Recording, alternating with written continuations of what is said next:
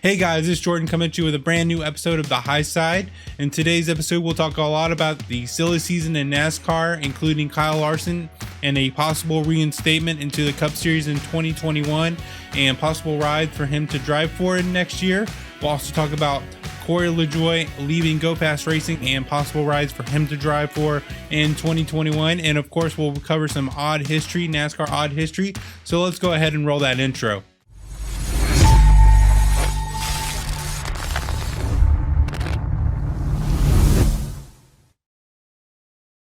Hey guys, I hope you're having an awesome day. And before we get into today's topics, I wanted to mention that I am streaming still live on Twitch, and we've been having fun with Microsoft's Flight Simulator, the new game that just came out last week. So of course, if you guys want to hang out with us there, fly with me potentially, and of course we do a lot of iRacing, make sure you guys come join us in future streams. I'll leave a link in the description for you guys to check out. But let's get into today's topics. So the big news this week has been Kyle Larson and a possible return into the NASCAR Cup Series in 2021. He was indefinitely suspended back in April when he used a racial slur during an iRacing event that was broadcasted on the internet. And he has not been able to race in NASCAR since that day. He's still been indefinitely suspended. Even at the moment I'm recording this video, he has still been suspended. After being indefinitely suspended not only by NASCAR, but people like the World of Outlaws and other series, the World of Outlaws and Sprint Cars did allow him to come back after a few weeks. And he's been racing there and on dirt for a while now, almost all the time. And he's been dominating the series, winning almost every race. I can't remember his win percentage, but it's probably near 80% or something crazy like that. And so he's had a lot of success. And so he has been keeping busy with that, but he's also been taking the correct steps to make amends for what was done in April. Since being suspended by NASCAR, Kyle Larson has taken sensitivity training. He has also met with multiple individuals to grow his knowledge and understanding towards the Black community and what that all includes, including going to Minneapolis multiple times, including after when George Floyd passed away. Unfortunately, he met, I believe, with the family and visited his gravesite, and it was a great experience, he said, and he's learned so much since being there and grown a huge understanding. In fact, I'll read a couple quotes from the Associated Press article. He recently sat down with Jenna Fryer, the first interview since all of this occurred. Kyle Larson says, and I'll just read it word for word here, "I was just ignorant and immature. I didn't understand the negativity and hurt that comes with that word," Larson told the Associated Press. "That's not a word that I had ever used. I grew up in Northern California and all I ever did was race, and that's all I was focused on." And as I mentioned, Kyle Larson does want to return to the NASCAR Cup Series, which, to be honest, I didn't know if he actually would or not, especially the success, as I mentioned, with that he's having in the World of Outlaws. If he really had a passion to return to NASCAR, we know that dirt is his first love. And so I was excited to hear when Kyle Larson mentioned these words additionally to Jenna Fryer. "NASCAR is where I also wanted to be, and I do believe I proved that I can compete at the Cup level. I'd like to get back there, and we'll see if there's a way. All I can do is to continue to improve myself and let my actions show who I truly am."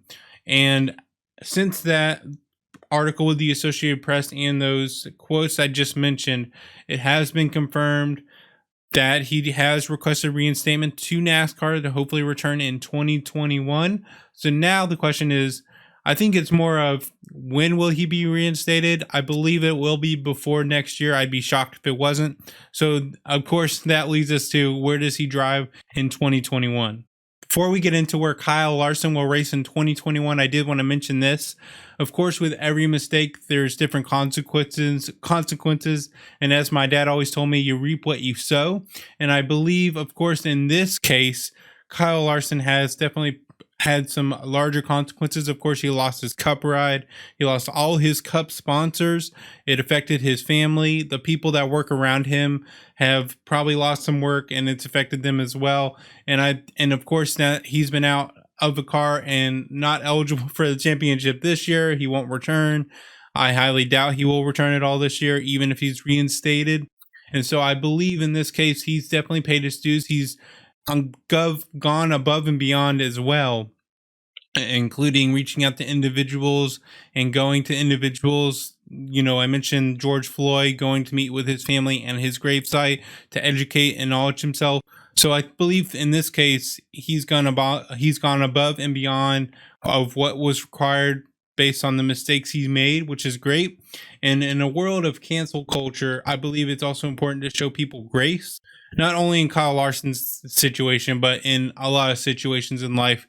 Everybody's made mistakes. We all know that. We could all name one or two things, maybe probably multiple that we've done that we don't want other people to hear about. So when people say Kyle Larson should never be allowed to return because of one mistake, I what's the word? I kind of cringe, because we all need grace, and I believe Kyle Larson deserves that grace as well. And I just wanted to mention that. I know that's not totally related, but I think it's something that it's important for all of us to hear, including myself. But anyways, let's talk about where he'll race in 2021. As far as Kyle Larson racing for Chip Ganassi Racing, either next year or in probably the next 3 or 4 years, maybe. I don't think that will happen.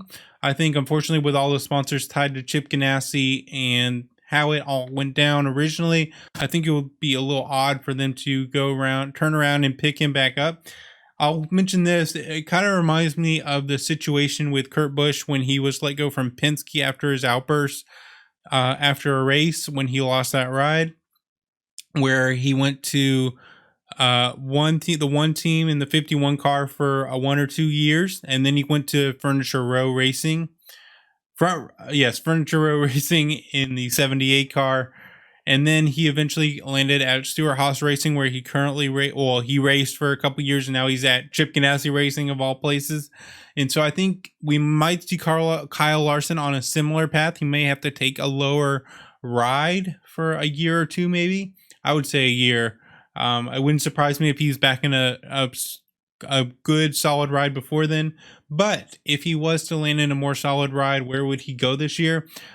First, and the biggest one that always comes up is Hendrick Motorsports. I don't think he'll go to Hendrick Motorsports for a couple reasons. The biggest reason being, of course, as I mentioned, he loves racing on dirt, and that's something he does not want to stop. And I don't think he's willing to give that up, even to race in the Cup level. And we know that Hendrick Motorsports is most likely, especially Rick Hendrick, is not going to be okay with that. And so that kind of closes that door. And then, of course, we have Go Fas Racing, who just let go Corey Lajoie, who we'll talk about in a few minutes. And we have Richard Petty Motorsports, maybe potentially if Bubba Wallace decides to step away and join Chip Ganassi Racing in 2021. And so there's not many options. Of course, we know also that Joe Gibbs Racing is full now that they've signed Christopher Bell.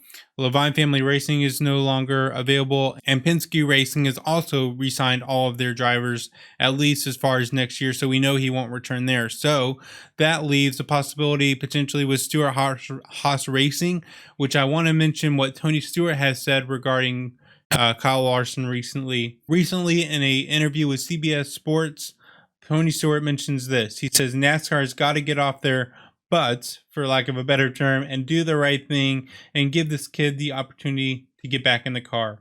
He also says, I think he's paid his penalty and he served the penalty long enough where, we've had similar instances in this sport and have had the penalties that didn't last as near as long as they have lasted with Kyle.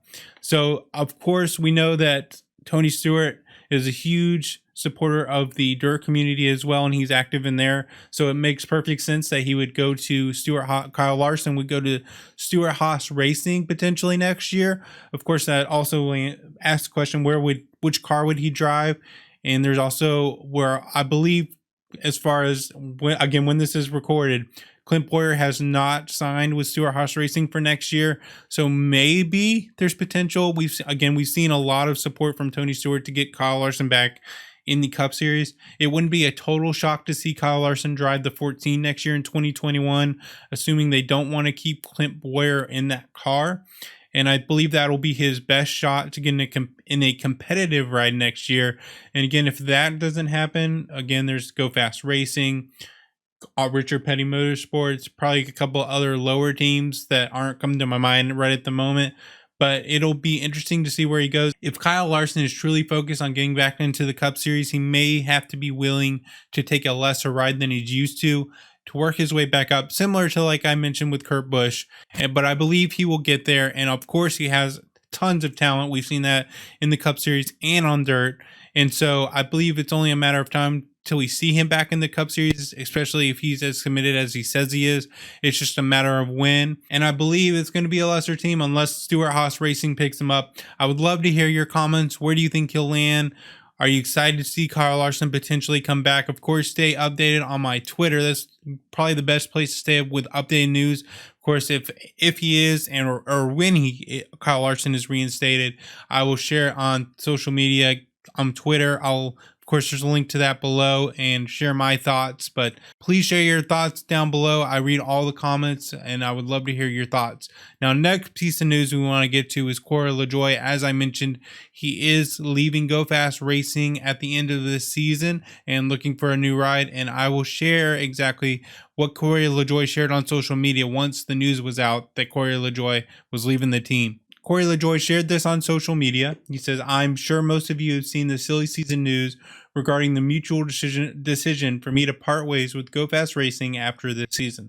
My partners and I are in discussions with several other opportunities to continue improving competitively in the Cup Series. Go Fas has been a significant part of my growth." It goes on to say, "Together over the last 2 years of competing, we've achieved career best finishes for both myself and the team.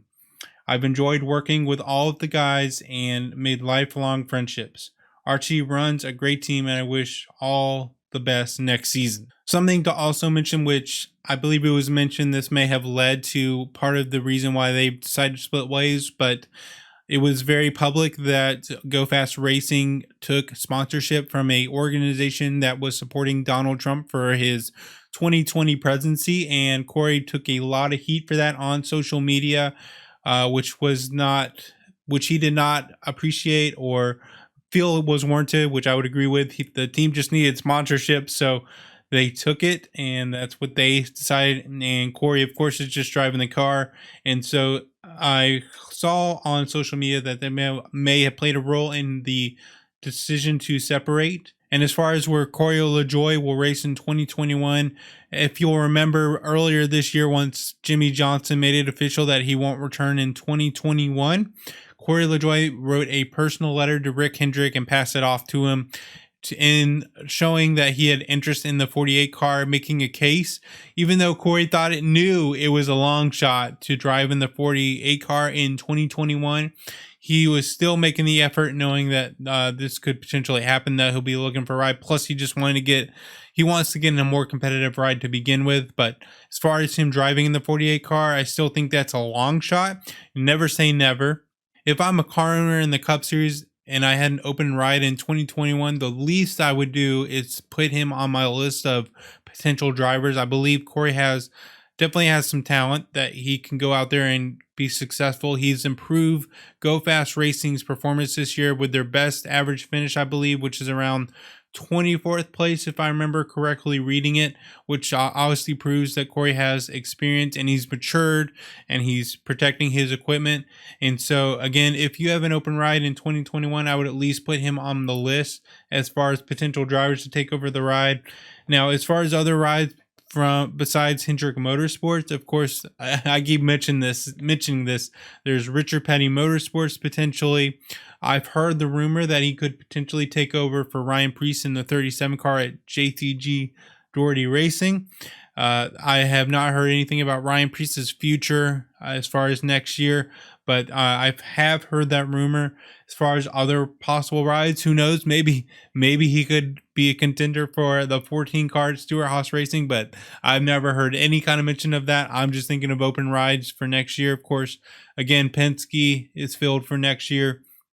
So I'm not sure what opportunities Corey Lajoie mentioned in his quote that he is looking into, but I'm sure there's some out there. And this Corey Lajoie's rise, and we know Matt DiBenedetto drove for Go Fas Racing in the past as well, that Corey Lajoie could be on a similar path as Matt DiBenedetto, but Who knows? It seems like Corey Lajoie believes in himself and is willing to take the risk to go find a better ride for next year, and is willing to bet on himself. And I know we've heard him mention that in his podcast Sunday Money as well.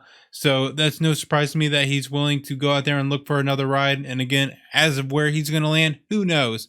But I believe there are some potential opportunities out there, like maybe the 37 or the 48 in the wildest of crazy scenarios. So we'll stay tuned to where this will be. We're not sure. I haven't heard other than potentially going to the 37 car where he can land in 2021, but I do believe he will land in a ride. It's just a matter of time and where.